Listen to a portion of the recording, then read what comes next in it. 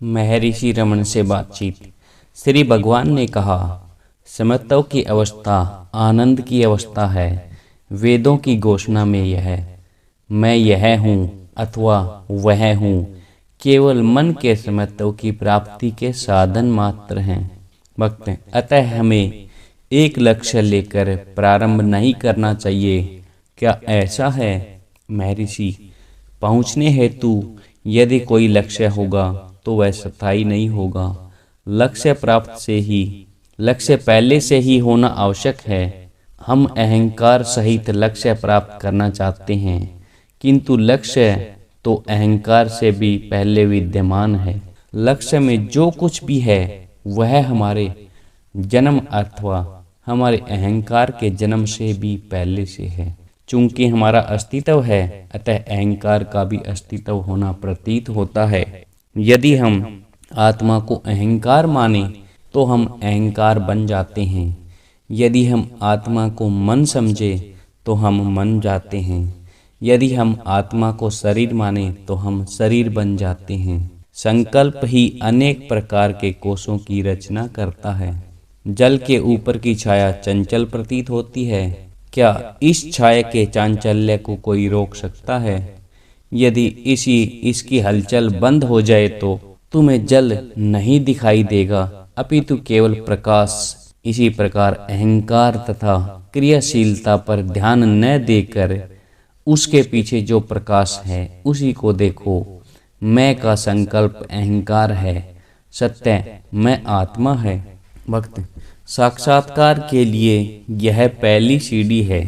महर्षि, साक्षात्कार पहले से ही है। संकल्प रहित अवस्था ही वास्तविक अवस्था है। साक्षात्कार जैसा कोई कार्य नहीं है। क्या कोई ऐसा व्यक्ति है जिसे आत्मा की अनुभूति न हो? क्या कोई अपने स्वयं के अस्तित्व को अस्वीकार करता है? साक्षात्कार का अर्थ होगा कि दो आत्माएं, एक साक्षात करने वाली, दूसरी साक्षात को जानने वाली। जो पहले से साक्षात नहीं है उसका साक्षात किया जाता है। एक बार अपने स्वयं का अस्तित्व स्वीकार कर लेने के पश्चात यह किस प्रकार संभव है कि हम अपनी आत्मा को न जानें? भक्त, संकल्पों मन के कारण महर्षि ऐसा ही है। यह मन ही बीच में खड़ा है और हमारे आनंद पर पर्दा डालता है। हमने अपने अस्तित्व का हमें कैसे भान होता है? यदि तुम कहो कि अपने चारों ओर जगत के कारण जो तुमको यह कैसे मालूम हुआ कि तुम गहन निद्रा में भी सोए थे और तुम गहन निद्रा में भी थे? भक्त, मन से कैसे मुक्त हो? महर्षि, क्या मन स्वयं को मारना चाहता है? मन स्वयं को नहीं मार सकता। इसलिए तुम्हारा कर्तव्य है कि मन का वास्तविक स्वरूप जानो। तब तुम्हें ज्ञात होगा कि मन है ही नहीं। आत्मा की प्राप्ति होने के बाद मन कहीं नहीं रहता। आत्मा में दृढ़ रहने का किसी को मन की चिंता की आवश्यकता नहीं है। भक्त, भय से कैसे मुक्त हो? महर्षि, भय क्या है? यह एक संकल्प मात्र है। यदि आत्मा के अतिरिक्त कोई वस्तु हो तो भय का कारण है। अन्य किसी भी वस्तु को कौन देखता है? पहले अहंकार उदय होता है और दृश्य पदार्थों को बाह्य रूप में देखता है। यदि अहंकार न हो तो केवल आत्मा ही रहता है तथा वहाँ अन्य कुछ भी नहीं, बाह्य कुछ भी नहीं। अपने से अन्य बाहर कुछ देखने के लिए दृष्टा का अंदर होना आवश्यक है। उसे प्राप्त कर कोई संशय उदय नहीं होता, कोई भय नहीं रहता। भय ही नहीं, अहंकार के चारों ओर जितने भी संकल्प हैं वे भी इसके साथ विलीन हो जाते हैं।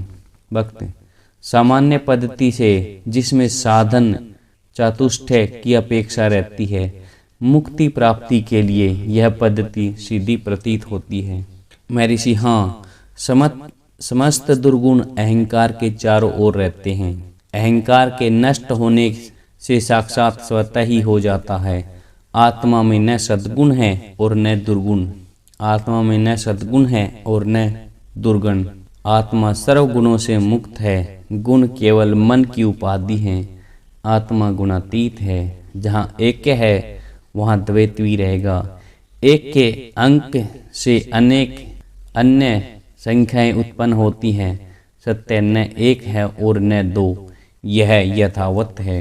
संकल्प शून्य स्थिति को ऐसे ही रहने दो, इससे अपने कोई संबंध मत बनाओ। जिस प्रकार तुम चलते हो उस समय पग स्वतः ही अनायास उठते हैं, उसी प्रकार तुम्हारे कार्यों में भी। किंतु संकल्प शून्य अवस्था तुम्हारी क्रियाओं से प्रभावित नहीं होती। भक्त, कार्यों में सत्य असत्य विवेक क्या है? महर्षि, सत्य असत्य विवेक स्वतः अंतः से पूर्ण होगा। भक्त, अर्थात अंतः प्रज्ञा ही मुख्य है, अंतः प्रज्ञा का भी विकास होता है। महर्षि, जिन्होंने महान सत्यों का अस्वीकार किया है, उन्होंने वह आत्मा की शांत गहराइयों में किया है। अहंकार भूमि पर पड़ती हुई व्यक्ति की छाया की तरह है। यदि कोई इसे गाड़ने का प्रयास करे तो मूर्छा होगी। आत्मा केवल एक है या सीमित है तो यह अहंकार है, यदि निस्सीम है तो यह अनंत है एवं सत्य है। बुद्ध बुद्धे एक दूसरे से भिन्न हैं तथा अनेक हैं, किंतु समुद्र केवल एक है। इसी प्रकार अहंकार अनेक हैं जबकि आत्मा एक है और केवल एक है। जब तुम्हें बताया जा चुका है कि तुम अहंकार नहीं हो, तुम्हें सत्य की अनुभूति करनी चाहिए। अब भी तुम स्वयं को अहंकार से संबंध क्यों बांधते हो? यह उस कथन के सदृश है जिसमें औषधि खाते समय बंदर का संकल्प करने से मना किया जाता है, और यह असंभव है। सामान्य जनता की यह कठिनाई है। सत्य की चर्चा करने पर भी तुम शिवोहम अथवा अहम ब्रह्मास्मि का ध्यान क्यों करते रहते हो? इसके महत्व की खोज करके इसे समझना आवश्यक है। शब्दों का जप अथवा उन पर मनन मात्र भी पर्याप्त नहीं है। केवल अहंकार का त्याग ही सत्यता है। अहंकार को जानकर उसको नष्ट कर दो, क्योंकि अहंकार कोई वास्तविक वस्तु नहीं है, अतः यह स्वतः ही नष्ट हो जाएगा एवं सत्यता अपने आप प्रकाशित होगा।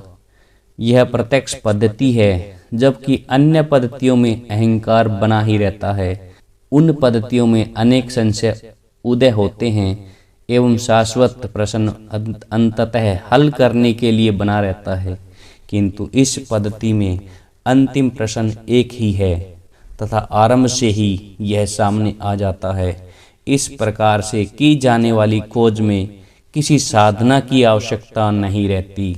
इससे बढ़कर कोई रहस्य नहीं है कि स्वयं सत्यता के होते हुए भी हम सत्यता प्राप्त करना चाहते हैं। हम सोचते हैं कि किसी वस्तु ने हमारी सत्यता को ढक लिया है और सत्यता को प्राप्त करने के लिए पहले इसको नष्ट करना आवश्यक है। यह हास्यास्पद है। एक दिन आएगा जब तुम भूतकाल में किए अपने प्रयासों पर स्वयं हंसोगे। जिस दिन तुम इस प्रकार हंसोगे वह आज ही और यही है। भक्त, इस प्रकार का कल्पना रूपी मनोविवाद है। महर्षि, हाँ, योग वशिष्ठ में कहा है, जो सत्य है हमारी दृष्टि से ओझल है, परंतु जो असत्य है वह सत्य कैसे प्रकट होता है? वास्तव में हमें केवल सत्य का अनुभव कर रहे हैं, किंतु हम इसे जानते नहीं हैं। क्या यह आश्चर्यों का आश्चर्य नहीं है? मैं कौन हूँ कि शोध वह कुल्हाड़ी है जिससे अहंकार काट दिया जाता है। एक कन्नड़ सन्यासी के प्रश्न के उत्तर में श्री भगवान ने कहा, मन की अनेक भूमिकाएं हैं। साक्षात्कार पूर्णत्व का होता है, मन द्वारा उसका बोध प्राप्त नहीं किया जा सकता। सर्वज्ञान तत्व सर्वम होना है। सब कुछ का केवल मन से संबंध है। ज्ञात तथा अज्ञात दोनों मिलकर सर्वम होते हैं। मन की सीमा को पार कर तुम आत्म भाव से रहते हो। वर्तमान ज्ञान केवल सीमित का है, वह ज्ञान निस्सीम है। ऐसा होने से उसे उस ज्ञान से ग्रहण नहीं किया जा सकता। ज्ञाता होकर न रहो तभी पूर्णता है।